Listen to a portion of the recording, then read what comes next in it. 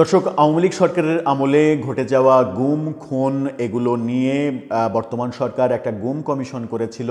সেই গুম কমিশন তাদের নির্দিষ্ট রিপোর্ট দিয়েছে, তাদের গবেষণা প্রতিবেদন দিয়েছে, অনেক তথ্য বের করা হয়েছে। গুমের অভিযোগে সেনাবাহিনীর একগাদা অফিসারের আন্তর্জাতিক অপরাধ ট্রাইব্যুনালে বিচার হচ্ছে।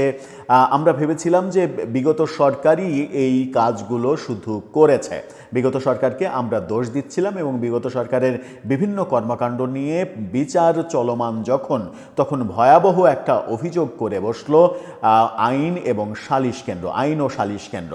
আইন ও সালিশ কেন্দ্রের বরাত দিয়ে জার্মান গণমাধ্যম ডয়েচে ভেলে বলছে, বর্তমান সরকারের আমলেও বিচার বহির্ভূত গুম খুনের ঘটনা ঘটেছে এবং সেটা প্রায় অর্ধ শতাধিক। এতগুলো ঘটনা বর্তমান সরকারের আমলে কেন ঘটলো, যখন বর্তমান সরকার বিগত সরকার যাদেরকে ফ্যাসিস্ট উপাধি দেওয়া হচ্ছে সেই ফ্যাসিস্ট সরকারের আমলে ঘটে যাওয়া গুম খুন আয়নাঘর এগুলোর জন্য সেনাবাহিনীর বড় বড় অফিসারদের আন্তর্জাতিক অপরাধ ট্রাইব্যুনালে বিচারের কাজ চালাচ্ছে? কি বলছে আইন ও সালিশ কেন্দ্র? কি উঠে আসলো জার্মান গণমাধ্যম ডয়েচে ভেলেতে? চলুন একটু জিএনএ দেখার চেষ্টা করি এই ভিডিওতে। থাকবেন পলিটিক্স টিভির নিয়মিত আয়োজনে।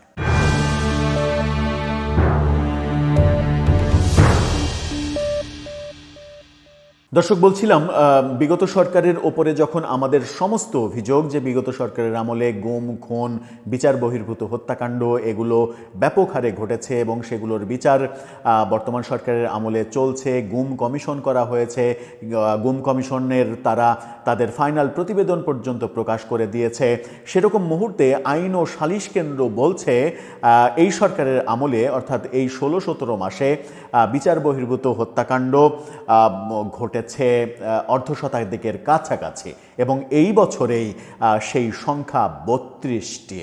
কেন এত ঘটনা ঘটলো? বিচার বহির্ভূত হত্যাকাণ্ডের ঘটনা কেন এই সরকারের আমলে ঘটবে? আইন ও সালিশ কেন্দ্র কি সত্যি রিপোর্ট দিচ্ছে, নাকি তারা মিথ্যা করে বর্তমান সরকারকে ফাঁসাতে চাইছে? আর কি বলছে জার্মান গণমাধ্যম ডয়েচে ভেলে? ডয়েচে ভেলের শিরোনামটা দেখে নিন। সেখানে বলা হচ্ছে, অন্তর্বর্তী সরকারের সময় বিচার বহির্ভূত হত্যাকাণ্ডে নিহত 45টি ঘটনা ঘটেছে অন্তর্বর্তীকালীন সরকারের আমলে। মানবাধিকার সংস্থা আইন ও সালিশ কেন্দ্র এই তথ্য নিশ্চিত করছে। এখানে বলা হচ্ছে যে 2025 সালে আইন শৃঙ্খলা বাহিনীর হেফাজতে ও বিচার বহির্ভূত হত্যাকাণ্ডের শিকার হয়েছেন 32 জন, আর 2024 সালের 8 আগস্ট দায়িত্ব নেওয়ার পরবর্তী প্রায় 4 মাসে নিহত হয়েছেন 12 জন। অর্থাৎ 2024-এর শেষ দিকে 12 জন আর 2025-এর পুরো বছরে 32 জন। এই সব মিলিয়ে মানে যেটা 44 জন, 45 জন বলা হচ্ছে, যদিও 32 আর 12 44 হয়, যাই হোক 44-45 জন। গত রাত 12টার পরে সেনা হেফাজতে থাকা অবস্থায় মারা যান চুয়াডাঙ্গার জীবননগর পৌর বিএনপির সাধারণ সম্পাদক শামসুজ্জামান ডাবলু। ফলে সব মিলিয়ে অন্তর্বর্তী সরকারের বিচার বহির্ভূত হত্যাকাণ্ডের শিকার হয়েছেন 45 জন। অর্থাৎ সর্বশেষ যে বিএনপি নেতা সেনা হেফাজতে মৃত্যুর ঘটনা ঘটেছে, যে কারণে সেনাবাহিনীর ওখানকার কমান্ডার এবং সংশ্লিষ্ট কর্মকর্তাদের ক্লোজ করে দেওয়া হয়েছে। বিএনপির পক্ষ থেকে দাবি করা হয়েছে, একেবারে সেনাপ্রধানের দৃষ্টি আকর্ষণ করা হয়েছে, সেনাপ্রধান যেন এই ব্যাপারে হস্তক্ষেপ করেন। ডয়েচে ভেলে বলছে যে এই সর্বশেষ ঘটনা দিয়ে আগের 44-এর সঙ্গে এটা একটা 45, সব মিলে 45টি ঘটনা ঘটেছে। মানে মানবাধিকার সংস্থা আইন ও সালিশ কেন্দ্র তারা অভিযোগ করছে সরকারের নেয়া ব্যবস্থা দৃশ্যমান নয়। অর্থাৎ এরকম ঘটনা ঘটছে কিন্তু সরকার দৃশ্যমান কোনো ব্যবস্থা নিতে পারেনি। কি বলছে? মানবাধিকার কর্মী নূর খান বলেন, এই সরকারের প্রতিশ্রুতি ছিল যে আইন শৃঙ্খলা বাহিনীর হেফাজতে বা বিচার বহির্ভূত হত্যাকাণ্ড বন্ধ হবে। আমাদের প্রত্যাশাও ছিল তাই, কিন্তু আমরা কোনো পরিবর্তন দেখতে পাচ্ছি না। ভয়াবহ অভিযোগ। এবং এই নূর খান কিন্তু সরকারের একটা বড় দায়িত্ব পালনও করেছেন। অতীতের মতো বিচার বহির্ভূত হত্যাকাণ্ডও অব্যাহত রয়েছে, যেটা খুবই উদ্বেগের। তিনি বলেন, তারপরও যেসব ঘটনা ঘটেছে সে ব্যাপারে সরকার কি ব্যবস্থা নিয়েছে তা দৃশ্যমান নয়। অর্থাৎ সরকারের ব্যবস্থা নিয়ে, সরকারের কি বলে যে সদিচ্ছা নিয়ে তিনি সন্দেহ পোষণ করছেন। ফলে আগের মতোই চলছে, একই সঙ্গে কারা হেফাজতে মৃত্যু বাড়ছে, যা অস্বাভাবিক মনে হচ্ছে। এর মাঝে কিন্তু কারা হেফাজতে মৃত্যুর সংখ্যা নেই। কারা হেফাজতে এই গত 16-17 মাসে অনেক মৃত্যুর ঘটনা দেখেছি, এমনকি সাবেক মন্ত্রীর মৃত্যুর ঘটনাও আমরা দেখেছি। 2024 সালের 31 ডিসেম্বর কুমিল্লায় যৌথ বাহিনীর হেফাজতে যুবদল নেতা তৌহিদুল ইসলামের মৃত্যুর ঘটনা দিয়ে ব্যাপক সমালোচনা শুরু হয়। ওই ঘটনায় সেনাবাহিনীর ক্যাম্প কমান্ডারকে প্রত্যাহার ও সেনা আইনে ব্যবস্থার কথা বলা হয়। তখন প্রধান উপদেষ্টার দপ্তর থেকে তখন এক বিবৃতিতে বলা হয়েছিল, অধ্যাপক মোহাম্মদ ইউনূসের নেতৃত্বে অন্তর্বর্তী সরকার নিরাপত্তা বাহিনীর হেফাজতে যে কোনো ধরনের নির্যাতন ও হত্যার কঠোর নিন্দা জানায়।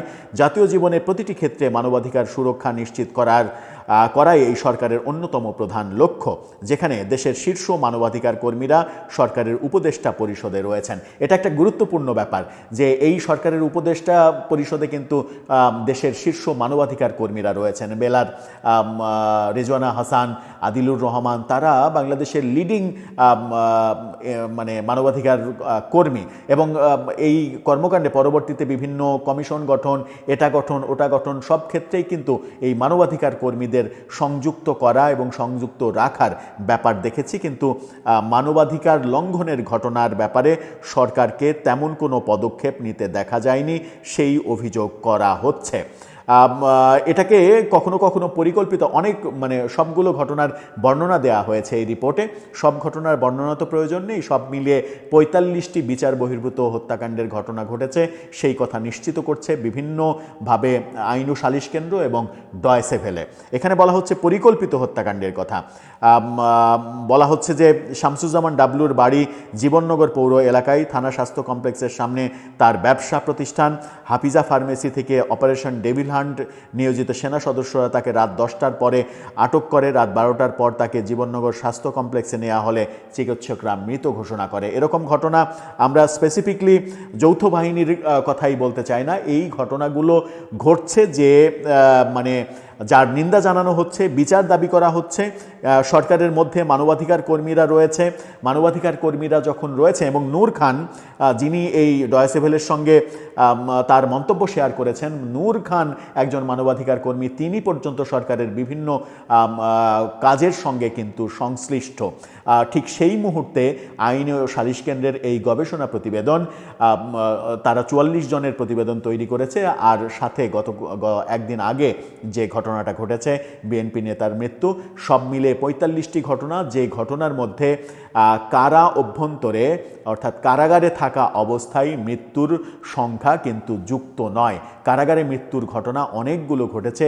সর্বশেষ আমরা দেখেছি যে উত্তরবঙ্গের পাবনার এক সঙ্গীত শিল্পী, আওয়ামী লীগ নেতা, তার কারাগারে মৃত্যুর ঘটনা ঘটেছে। এই ঘটনাগুলো উদ্বেগ তৈরি করছে এবং সরকারের সচেতনতা নিয়ে প্রশ্ন উঠছে, এবং এই প্রশ্নটা আন্তর্জাতিক মহল থেকে উঠছে। যখন জার্মান গণমাধ্যম এই খবর দেয়, তখন এই খবরটা অটোমেটিকলি আন্তর্জাতিক পরিমণ্ডলে খুব সহজেই চলে যায়। দর্শক, আপনার কি মনে হয়, যে অভিযোগ আওয়ামী লীগ সরকারের বিরুদ্ধে এত অভিযোগ, সেই একই কর্মকাণ্ড যদি বর্তমান সরকারের আমলে হয়, তাহলে আওয়ামী লীগের বিরুদ্ধে অভিযোগগুলোর কি হবে? আপনার মতামত জানিয়ে লিখতে পারেন আমাদের কমেন্ট বক্সে।